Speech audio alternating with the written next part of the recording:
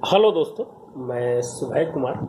दोस्तों 66 बीपीएससी या आप 67 बीपीएससी दे रहे हैं या सीडीपीओ दे रहे हैं या प्रोजेक्ट मैनेजर का एग्ज़ाम दे रहे हैं, उसमें GS1 GS2 का पेपर रहता है। और 67 के लिए तो निश्चित रूप से है कि आपको मेंस की तैयारी करनी ही चाहिए। दोस्तों आज हम कोविड-19 के ऊपर बात करेंगे। जो क्वेश्चंस बन सकते हैं, क्वेश्चंस किस प्रकार से लिखा हुआ है उसका मूल्यांकन आप कर सकते हैं। इससे आप बेहतरीन भी लिख सकते हैं। ऐसा नहीं है कि जो आंसर मेंस का कोई फॉर्मेट नहीं होता है, बस आपको क्वेश्चंस के डिमांड पे लिखना है और कितने तरह का आंसर है जो उसका लिखा जा सकता है।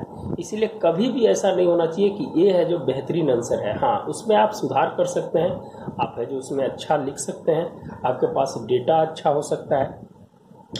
तो इसके मद्देनजर कोविड-19 से रिलेटेड क्वेश्चन इसलिए बन सकता है दोस्तों कि जब 65th बीपीएससी हुआ था तो कोविड का फर्स्ट दौर था, जहां पर है जो कोविड से रिलेटेड समस्या और उसके सामाजिक और आर्थिक संरचनाओं के बारे में है जो क्वेश्चंस पूछा गया था। अब कोविड के पास्ट जो है, कोविड के पास्ट का जो चीज है, जो कोविड के वर्तमान समय है, ये है जो कैसे मानव मूल्यों को प्रभावित किया है, इस पे है जो कहीं ना कहीं है जो क्वेश्चंस बनेंगे। और ये क्वेश्चन GS1 में, करंट अफेयर्स में बन सकते हैं, GS2 में बन सकते हैं और साइंस एंड टेक्नोलॉजी में भी बन सकते हैं। तो आपको इस तीनों मद्देनजर रखते हुए इस क्वेश्चंस को आपको लिखना पड़ेगा।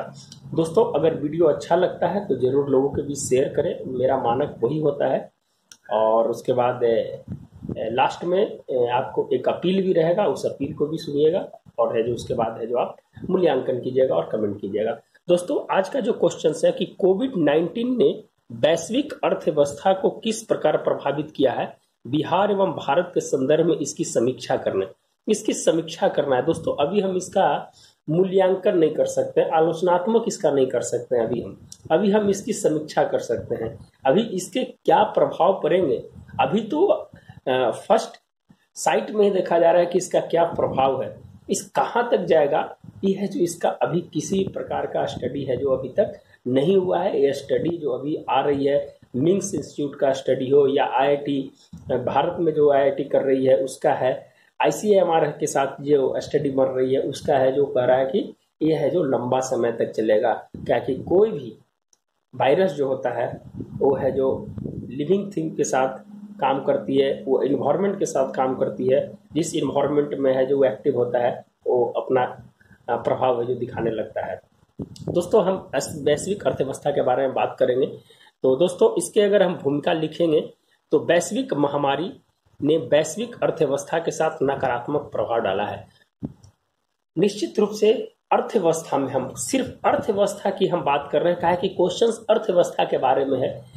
कुछ सकारात्मक प्रभाव हैं, जैसे पर्यावरण के साथ सकारात्मक प्रभाव हुआ है, लेकिन हमें यहाँ पर पॉइंट आउट करना है वैश्विक अर्थव्यवस्था के साथ हमें क्वेश्चन को लिखना है। इसीलिए वैश्विक अर्थव्यवस्था पर है जो निश्चित रूप से है जो नकारात्मक प्रभाव पड़ा है, जहां वैश्विक GDP में गिरावट, कहा जाता है दोस्तों कि वैश्विक GDP में 5% से 8% तक की गिरावट है जो देखी गई है।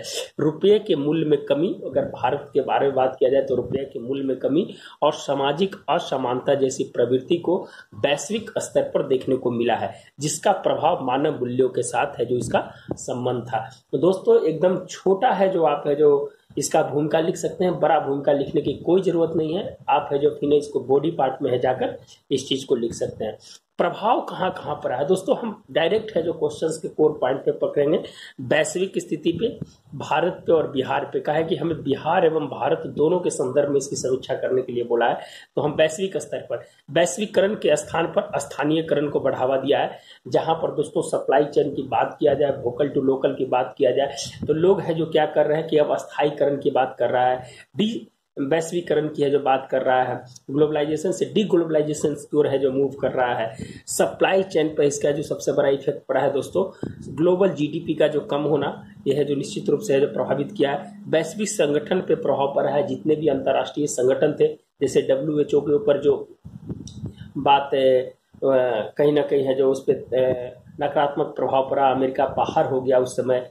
तो निश्चित रूप से दोस्तों WTO की बात किया जाए कि भाई किस तरह से है जो अभी वैक्सीन को लेकर है जो चल रही है कि भाई जो इतने भी विकसित देश हैं वो अपने पेटेंट की मांग कर रहे हैं, तो कहीं ना कहीं है जो दोस्तों यहाँ पर है जो वैश्विक स्थिति पर निश्चित रूप से है जो इसका प्रभाव पड़ा। आत्मनिर्भर पर बल, महामारी के लिए कोई भी पूर्व समाधान नहीं। महामारी के लिए जो कोई भी है जो पहले से कोई समाधान ऐसा नहीं था, तो वैश्विक स्तर पर है जो इसका प्रभाव है जो पूरे वर्ल्ड पे है जो इसका प्रभाव पड़ा है। इसके हेल्थ इंफ्रास्ट्रक्चर के लिए है जो कोई भी सुविधा नहीं थी। बहुत ऐसे ऐसे देश है जहाँ पर है जो इटली की बात किया जाए, जर्मनी की बात किया जाए, ब्राजील की बात किया जाए, जहाँ पर WHO के अनुसार वहाँ के रिकमेंडेशंस डॉक्टर्स हैं वहाँ पर हैं, लेकिन उसके बावजूद भी वहाँ कोलैप्स कर गई स्थिति। तो कह सकते हैं दोस्तों कि हर एक स्तर पे जो कहीं ना कहीं है जो वैश्विक स्थिति पर है जो प्रभाव पड़ा है। भारत के बारे में अगर बात किया जाए दोस्तों, तो भारत के बारे में अगर थोड़ा सा हमें जो डीपली बात करेंगे कि इसके सकारात्मक और नकारात्मक प्रभाव पे हम थोड़ा सा बात करेंगे। सकारात्मक में अगर थोड़ा बात करें दोस्तों, तो कृषि पे है जो इसका प्रभाव पड़ा है दोस्तों। कृषि की जो उपज है जो बड़ी है, बंजर भूमि जो है कहीं ना कहीं है जो उपजाऊ भूमि हुई है जो बहुत लोग है जो नदियों को है जो पुनर्जीवित करने के लिए जो बहुत बड़ी भूमिका निभाई है। मनरेगा जैसे कार्यक्रम जो है इस पे जो बहुत है जो इसका सकारात्मक प्रभाव पड़ा है। पर्यावरण पे है जो इसका प्रभाव पड़ा है। रोजगार कृषि आधारित के रूप में है जो वृद्धि हुआ है। लोग, एक रिपोर्ट्स है दोस्तों, NSSO का एक रिपोर्ट्स है, NSSO रिपोर्ट्स कहता है कि 2011 से और 2020 तक 92% लोगों में कृषि के प्रति नकारात्मकता देखी गई है। माने जितना कृषि करते हैं उसमें 92% लोग, और वहां से लोग है जो पलायन करके है जो दूसरे कामों में है जो लगे हैं। तो जो NSSO का रिपोर्ट्स है, जिनके पास 92% है, जिनके पास 2 हेक्टेयर से कम भूमि है, उनमें जो है कृषि करने की जो पहले जो उनकी स्थिति बन रही थी, अब है जो वहां से धीरे धीरे छोड़कर है जो शहर की ओर पलायन कर रहे हैं और है जो दैनिक मजदूरी की ओर बढ़ रहे हैं। तो ये दोस्तों NSSO का रिपोर्ट्स है, और बहुत सारे कृषि से रिलेटेड रिपोर्ट्स, अशोक जलवाई कमेटी का रिपोर्ट्स है, उस कमेटी के बारे में भी रिकमेंडेशंस क्या आए हैं उसके बारे में भी हम बताएंगे। जब कृषि का जो चैप्टर्स जब हम कभी आपको बताएंगे तो उसमें जब बताएंगे नीति आयोग का क्या रिपोर्ट्स आया है वो है जो कृषि को लेकर, तो हम बताएंगे दोस्तों। बंजर भूमि को उपजाऊ बनाने में कहीं ना कहीं जो सहायक मिली है, और डिजिटल को बढ़ावा मिला है दोस्तों। भारत में अगर कहा जाए तो डिजिटल इंफ्रास्ट्रक्चर को बढ़ावा मिला, इसलिए भारत ने भारत नेट कार्यक्रम और डिजिटल संचार नीति के माध्यम से टायर 2 और टायर 3 क्षेत्रों में है जो नेशनल फाइबर ऑप्टिक्स प्लान को है जो बढ़ाया गया है, पंचायतों को जोड़ा गया है, ताकि है जो इस स्थिति में है जो डिजिटलीकरण को बढ़ावा करके भारत को आत्मनिर्भर बनाया जाए। यही है दोस्तों की एक नई पहल जो आई है, आत्मनिर्भर भारत, जिसमें आत्मनिर्भर शिक्षा की बात किया जाए, आत्मनिर्भर स्वास्थ्य की बात किया जाए, आत्मनिर्भर रक्षा की बात किया जाए, आत्मनिर्भर कृषि की बात किया जाए, आत्मनिर्भर MSME सेक्टर की बात किया जाए, आत्मनिर्भर हम लोग सप्लाई चेन की बात किया जाए। तो ये सब कहीं ना कहीं है जो एक सकारात्मक पहल के साथ आपदा में अवसर के रूप में भी है जो इसको देखा गया है भारत में। तो निश्चित रूप से हम कह सकते हैं कि कुछ सकारात्मक पहल है जो दे कर गया है। ऐसा नहीं है कि हर एक चीज के 2 पहलू होते हैं। तो भारत के परिप्रेक्ष्य से दोस्तों हम 2 पार्ट में इसको बांटने का प्रयास किए थे, सकारात्मक और नकारात्मक। नकारात्मक में जानते हैं दोस्तों कि विनिर्माण सेक्टर, सर्विस सेक्टर, औद्योगिक रोजगार, कुपोषण, टीकाकरण और खाद्य श्रृंखला को प्रभावित किया है। दोस्तों हम इस पे अगर बात करेंगे तो हर एक सेक्टर में, जैसे खाद्य श्रृंखला है जो निश्चित रूप से दोस्तों है इस महामारी में जितना लोगों को मिलना चाहिए वो है जो उसकी है जो न्यूट्रलाइजेशन नहीं मिल पाई है, जिसके कारण है जो उसकी स्थिति का है कि आय जब कम हुआ दोस्तों तो लोग अपने है जो खाने पर भी कटौती किए। भारत सरकार तो प्रधानमंत्री गरीब रोजगार अन्न योजना के माध्यम से 3 किलो चावल 5 किलो चावल दे रही है, लेकिन दोस्तों एक परिवार के लिए उतना सफिशिएंट नहीं है। लेकिन एक कल्याणकारी राज्य योजनाएं हैं, तो निश्चित रूप से एक इसको सराहना माना जा सकता है। और कहा जा सकता है दोस्तों कि भारत जो है 1950, 1970 और 2000, 1950 में दोस्तों अपने पास फूड क्राइसिस की स्थिति थी। 1970-80 के दशक में जाने के बाद हम है जो खाद्य पे आत्मनिर्भर हो गए, और 2000 के बाद है जो हमने फूड सरप्लस को है जो कहीं ना कहीं है जो हमने काम किया। आज कहा जाता है दोस्तों कि हमारे पास इतना बफर स्टॉक है, 280 लाख टन हमारे पास है जो बफर स्टॉक है दोस्तों, जो कहा जाता है कि 30 से 35% सर जाती है। हमारे पास जो MSP में खरीदारी होती है, जो उसका बफर स्टॉक है 280 लाख टन है। अगर हम दालों की बात किया जाए, थोड़ा सा दोस्तों हम जब कोई भी चैप्टर्स आते हैं तो उसमें थोड़ा सा फैक्ट्स इसलिए देने का प्रयास करते हैं कि आप है जो उसको समझने का प्रयास कीजिए। हम दालों का जो आयात करते हैं दोस्तों है जो वह 1 लाख टन, 1 लाख करोड़ टन है जो हम है जो दालों का आयात करते हैं। हम एमएसपी पे 0.06% है जो दाल का है जो सिर्फ है जो हम खरीदारी करते हैं। तिलहन और दलहन की अगर बात किया जाए तो मात्र 10% करते हैं दोस्तों, और सबसे ज्यादा है जो हम गेहूं और चावल करते हैं। तो निश्चित रूप से उस पर है जो हम बात करेंगे। टीकाकरण के बारे में दोस्तों मैंने सुबह में बता दिया था कि भारत को 43 साल का अनुभव है। मिशन इंद्रधनुष है जो इस पे काम कर रही है। सुबह जो मैंने एक टीकाकरण, बाल टीकाकरण पे हमने बताया था, उसमें निमोमोकिल के बारे में बताया था। निमोनिया की दवा है जो किस प्रकार है जो भारत जो विकसित कर रहा है, और जो 26 लाख लोग इसमें प्रभावित होते हैं बच्चे, उसको है जो बचाने का है जो प्रयास किया जाता है। तो निश्चित रूप से दोस्तों टीकाकरण है जो मिशन इंद्रधनुष के बारे में आप लिख दीजिएगा उसको। कुपोषण से जो रिपोर्ट्स है, वैश्विक भूख सूचकांक का जो रिपोर्ट है उसमें 14% लोग कुपोषित होते हैं। इसके लिए आकांक्षी योजनाएं भी बनाई गई है। 116 जिले हैं जो भारत में है जो स्पेशली है जो वहां पर है जो कुपोषण की समस्या है, तो उसको है जो फिर है जो औद्योगिक स्तर पर आप जानते हैं दोस्तों की इंडस्ट्रियलाइजेशन अभी है जो औद्योगिक जो क्षेत्र है जो निश्चित रूप से जो निगेटिव में दिखाया गया है, और ये जो इसका नकारात्मक प्रभाव पड़ा है, सर्विस सेक्टर की बात हो या विनिर्माण सेक्टर की बात हो। तो दोस्तों ये भारत के परिप्रेक्ष्य में था।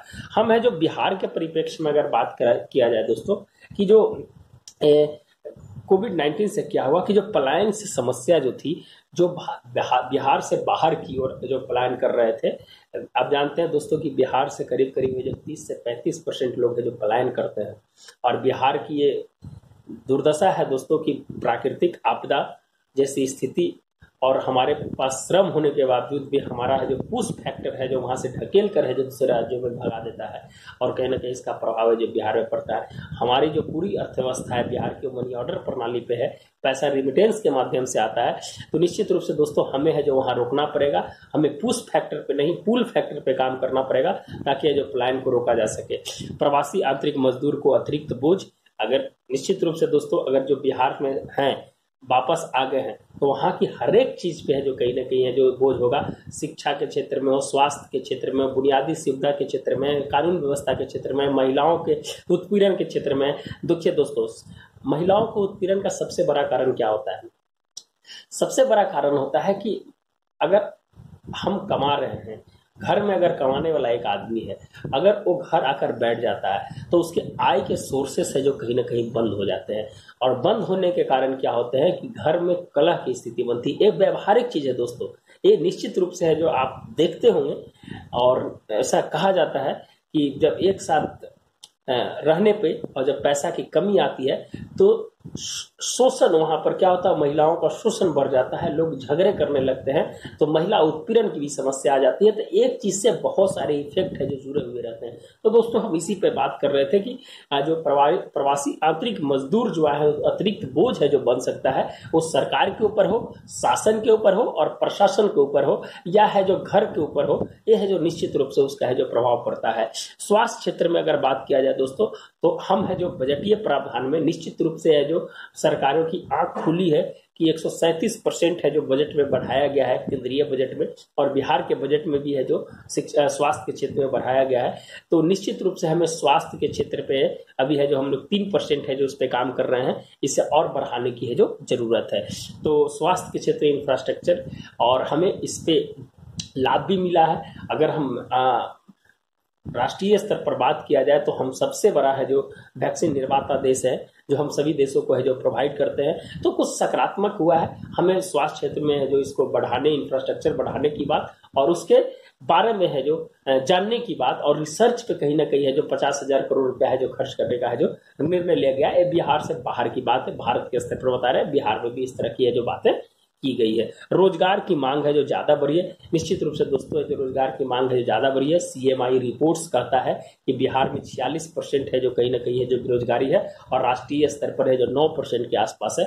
तो निश्चित रूप से जो रोजगार की मांग बढ़ी है, सरकार ने इसके लिए स्किल मैपिंग किया है, एमएसएमई सेक्टर को बढ़ाया है, जीविका को है जो जीविका के माध्यम से। तो ये सब जितने भी योजनाएं हैं दोस्तों, बियाडा ने औद्योगिक क्षेत्र की जमीन को है जो उसको लेकर, और उस जितने भी जो कुशल श्रमिक हैं उनको है जो देने का प्रयास किया, वहां पर है जो स्किल मैपिंग किया जा रहा है, उसको है जो लगाया जा रहा है। तो निश्चित रूप से अगर हम बात किया जाए तो बिहार की स्थिति में रोजगार की डिमांड ज़्यादा हो सकती है। निश्चित रूप से दोस्तों जनसंख्या के आधार पे वहाँ की जोतों के आकार जो है कहीं ना कहीं है जो कम है, और निश्चित रूप से है जो जब जोतों का आकार कम है तो कृषि में जो लागत लगेगी वो ज़्यादा लगेगी लागत, और उससे आय कम होंगे और उसका भरण पोषण है जो उसका नहीं हो पाएगा। तो हम है जब उस परिप्रेक्ष्य में बात करेंगे तो हमें उस अधिक बेरोजगारी को है जो एमएसएमई सेक्टर में ढकेलने का काम करना होगा।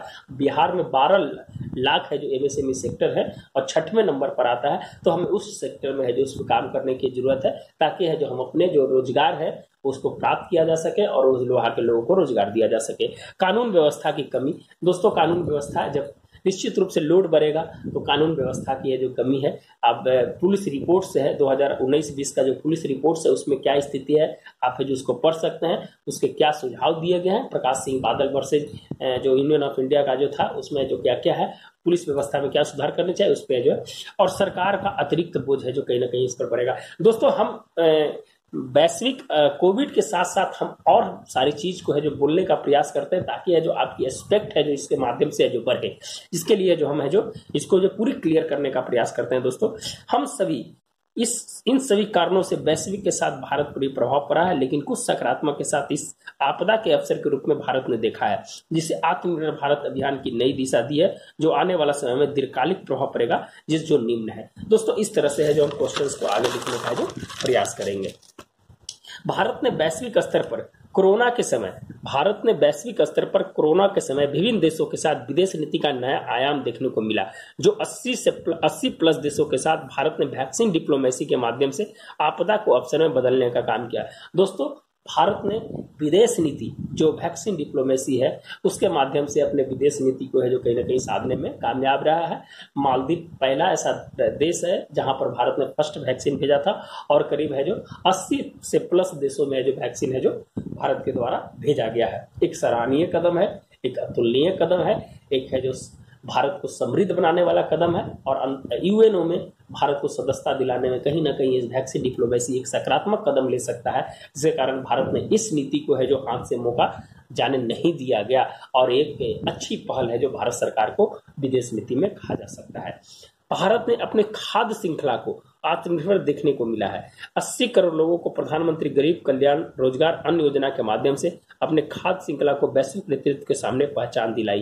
दोस्तों भारत इतना बड़ा देश है कि 80 करोड़ लोगों को अगर आप फ्री में उनको कल्याण की भावना से अगर सरकार दे रही है, तो निश्चित रूप से आप है जो आत्मनिर्भर खाद्य श्रृंखला, आत्मनिर्भर खाद्य में है आप है जो वैश्विक स्तर पर आपकी पहचान बढ़ेगी।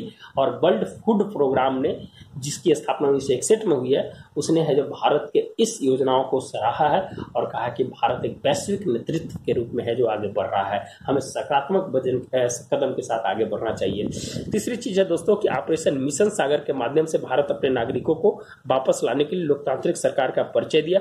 दोस्तों कोई भी देश, लोकतांत्रिक देश अपने जनता को निश्चित रूप से है जो आपदा की स्थिति में है जो अपने वापस लाती है। तो ऑपरेशन मिशन सागर जहां पर है जो बहुत सारे जो हिंद महासागर के क्षेत्र में जो रहते थे उनको है जो इसमें दो इसका था फर्स्ट और सेकंड फेज, उसमें है जो लाकर अपना लोकतंत्र का परिचय है जो दिया है। तो वैश्विक अर्थव्यवस्था में है जो कहीं ना कहीं है जो कोविड-19 के समय ये सब चीज है जो कहीं ना कहीं है जो भारत के लिए निश्चित रूप से है जो एक प्रबुद्ध कदम माना जाएगा। डिजिटल तकनीक को टायर 2 टायर 3 क्षेत्रों में बढ़ावा दिया जाएगा, जिससे भारत डिजिटल तकनीक में $500 अरब का डिजिटल ट्रांजेक्शन्स का रिकॉर्ड किया है। दोस्तों $500 अरब का है जो डिजिटल ट्रांजेक्शन्स का है जो रिकॉर्ड किया है।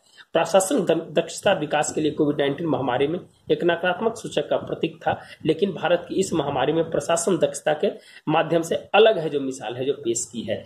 तो हमने प्रशासन दक्षता को भी है जो दिखाया है कि हमारे पास वो प्रशासन दक्षता है कि हर एक आपदा में है जो कहीं ना कहीं हमें कंट्रोल कर सकते हैं, और कंट्रोल करेंगे तो इसका प्रभाव सीधे न सीधे अर्थव्यवस्था पर पड़ेगा।